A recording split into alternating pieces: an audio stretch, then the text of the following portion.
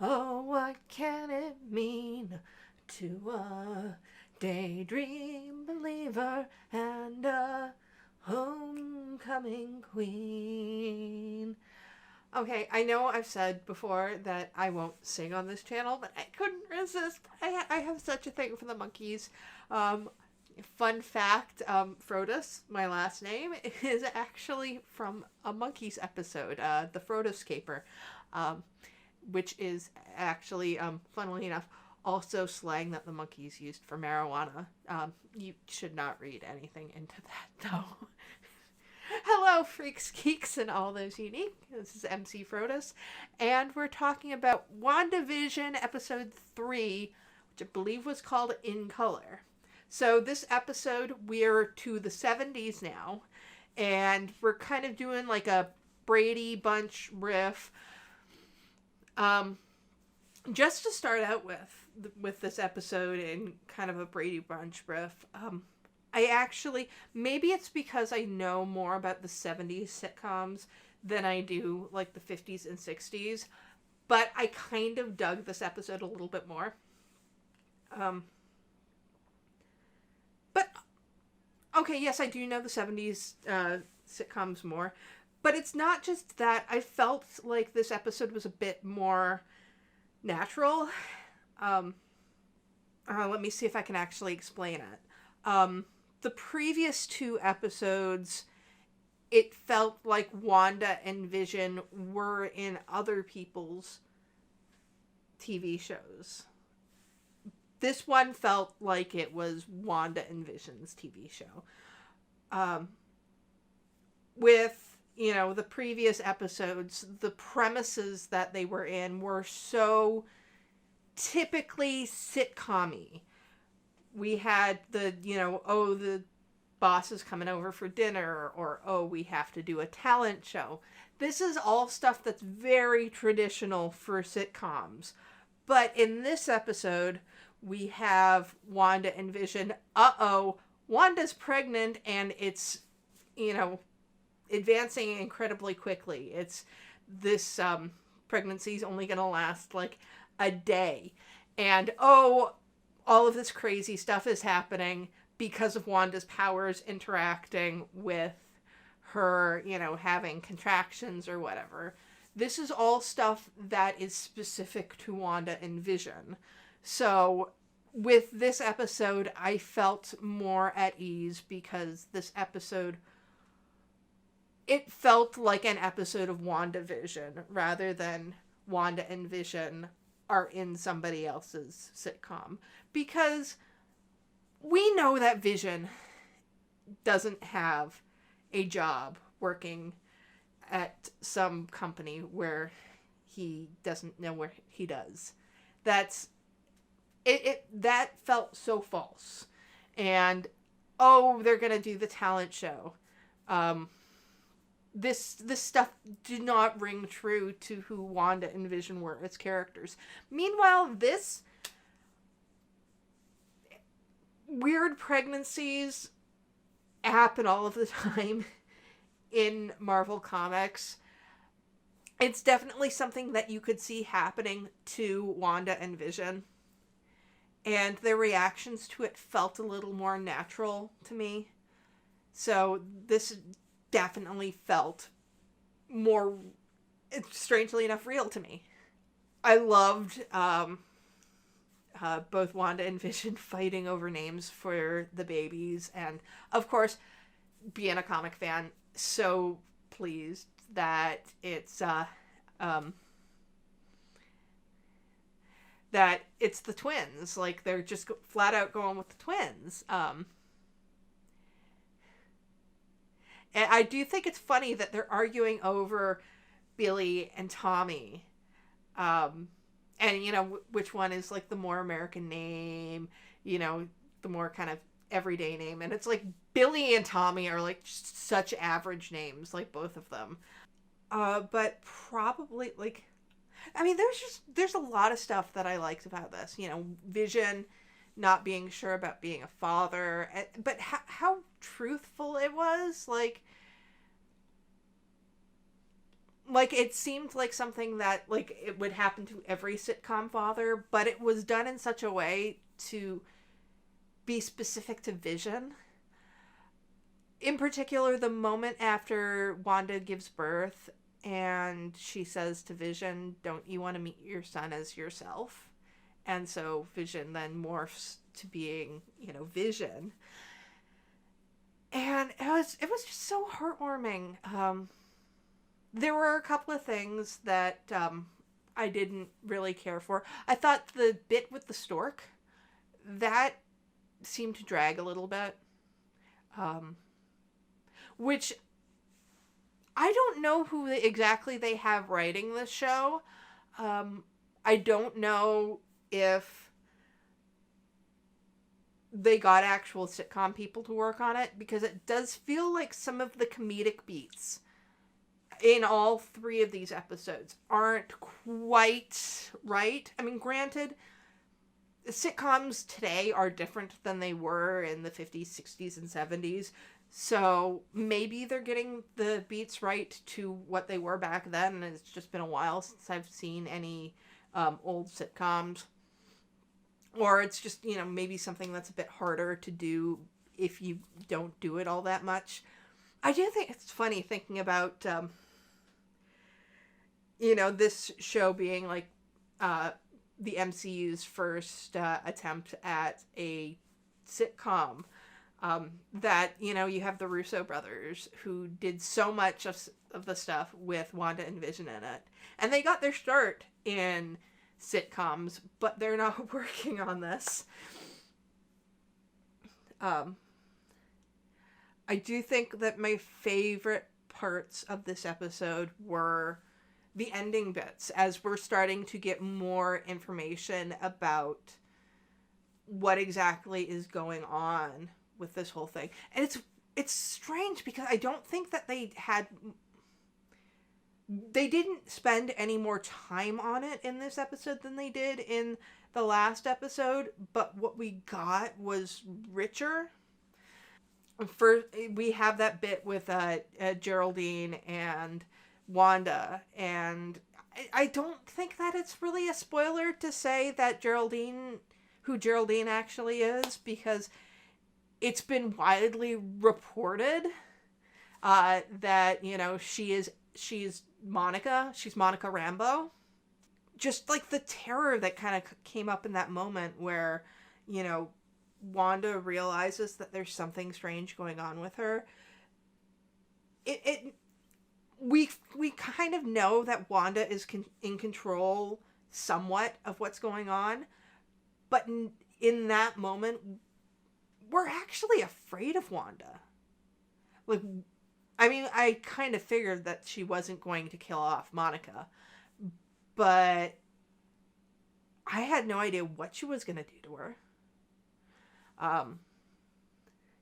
That whole bit, from the moment they start talking about twins, and I loved that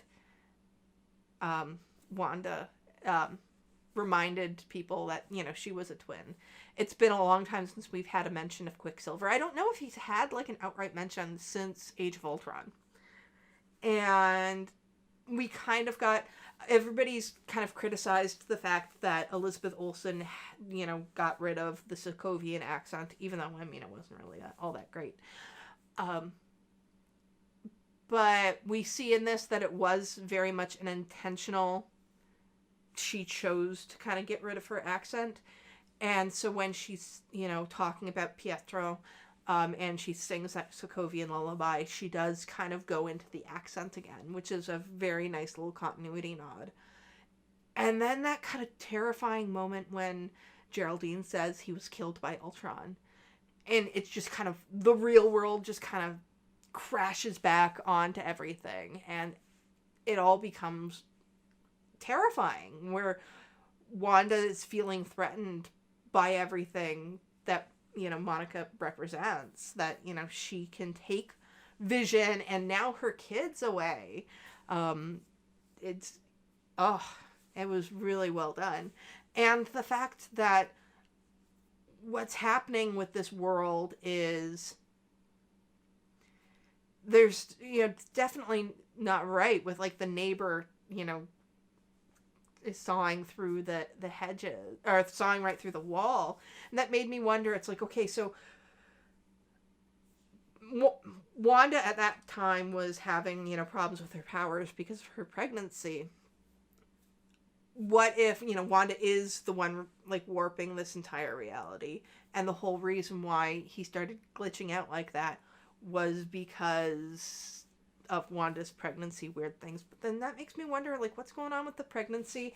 Is Vision dead? Is he, like, still actually dead, or has he been brought back? Are the twins real or not?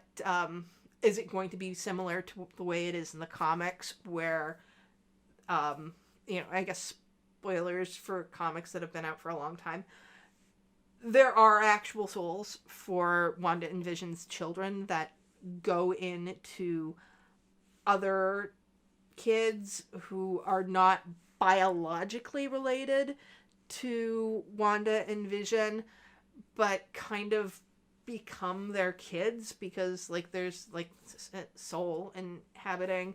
It's all very strange. It's all very comic-y. But definitely, like, I was kind of hesitant about things last week. I enjoyed it, but I needed to really kind of get into it more. And I think with this episode, definitely the show has hooked me now, where it's like the first 3 episodes, I think, probably the reason why they sent the first 3 out to critics. I think that you need to see the first 3 episodes to really appreciate what they're going to do with this show. Because at this point, yes, I'm very much into finding out what's going on with this. I'm interested to know what this is going to affect going forward. So there have been some announcements, or not really announcements. There have been some things that have come out outside of the show that I kind of want to bring up. So extra spoiler warning, because this is not stuff that happened in the episode, but stuff that has been talked about on Twitter and through the rumor mill that I really want to talk about, because I think it's going to inform things going forward. So, spoiler alert, if you don't want to know anything about what's happening on WandaVision, please turn it off right now. But it was announced on Twitter by a Spanish dub actor that this actor had done some work for WandaVision, and he had dubbed in for Quicksilver. But that's not even the big news. The big news is he had dubbed in for Evan Peters' Quicksilver. I don't know how to... I needed to bring it up because this is such a huge thing. I have to admit, I like Evan Peters' Quicksilver better than Aaron Taylor Johnson's. I love Evan Peters so much. And I thought the Days of Futures Past is one of the greatest, not only greatest X-Men movies, but one of the greatest comic book movies. I really liked it quite a bit. So, and obviously we knew that they were going to be bringing in mutants at some point. And they were going to be bringing in the X-Men. And it does seem like a lot of Phase 4 is being dedicated to just the expansion of the Marvel Cinematic Universe. And I think WandaVision is really the first salvo into that. And it's not that they're just going to be like, oh, these guys have been around all the time, but we're going to have like universes folding in on each other and kind of coexisting. And I have seen some suggestion that it's going to be, I can't remember the name of the storyline from the comics, but there was like a Crisis crossover in Marvel Comics where they got rid of every single multiverse and then just kind of condensed everything into the 616 universe. And this is how you got Miles Morales in the 616 universe, and a bunch of other characters who had previously been in other universes but now exist in the 616 universe. And it would not surprise me if they're going to do something very similar with the MCU now that Marvel Comics, or now that Marvel Studios owns, I think, a majority of their IPs, that they're going to want to bring them all under their own, into this MCU rather than to have stuff, sticking out. I don't know what that means, like bringing in, Evan Peters rather than Aaron Taylor Johnson. Is he going to be like an alternate version of Quicksilver, or are we just going to say that he was always Quicksilver? Of course, in his universe, like, he didn't really seem to have a Wanda, or maybe it'll come out that in that universe Wanda died. So they'll kind of, come together. They'll almost be twins without being twins, if that makes any sense. That could actually be an interesting dynamic, especially if Billy and Tommy end up like doing the whole they're Wanda's kids but not really. Then we can do almost like a family don't end in blood thing where they're all related but not really. I'm sorry, I'm getting off topic, but it's with this, everything that's going on with WandaVision, I think this series is going to be much deeper than it initially appears to be. It just does seem like it's going to be, a happy sitcom thing. But once you get past that, I think that there's going to be a lot more there. So next week we're going into the 80s, and I'm not sure what TV show that they're covering. I do know that at some point they're doing Full House, because they've mentioned that because of, Mary-Kate and Ashley Olsen and Elizabeth Olsen. They could do Full House for the 80s, because certainly that show was on during the 80s. But, and I speak as somebody who, I watched Full House, like, as it was on. It did kind of straddle the two decades where it was 80s, but also 90s. And I kind of equate it more to the 90s. Do I? I don't know. I've never really thought about it because I don't really think about Full House all that much. And I suppose, like, there are so many sitcoms for the 90s that I think that they might want to cover. So, yeah, I could... And if you don't do Full House in the 80s, what do you do? Yeah, no, really, I can't really think of any domestic sitcoms for the 80s that would be really... Because... See, I'm honestly just going through my head, trying to think of 80s sitcoms. But yeah, the Full House is probably the one that sticks out the most to me. So yeah, I'm gonna guess that they're gonna do Full House in the 80s, and then for the 90s they'll do something else. And also, like, I don't know how strictly they're going to stick to the sitcom tropes or to the format. Because eventually they're going to have to get deeper into whatever's going on. And whenever they get into that storyline, I think the sitcom artifice is going to be falling away. So, yes, I really love this episode. I can't wait to see what's going to be happening. And so tell me what you thought of WandaVision Episode 3 in color. Comment down below. If you like this video, please subscribe to my channel. I do lots of other videos. I do videos on Marvel, Star Trek, Star Wars, Supernatural, many other things. If you want to support me, you can go to Patreon, or you can buy me a coffee. If you would like something to wear, you can go to my TeePublic and Redbubble and pick up some of my geeky graphic designs. Today I am wearing my breasts are like an eclipse shirt, Stare, magnificent, but stare and you'll get hurt, which is obviously not a reference to any sort of popular culture, but I think it's a very important message to have out there anyways. So until next time, live long and may the force be with you.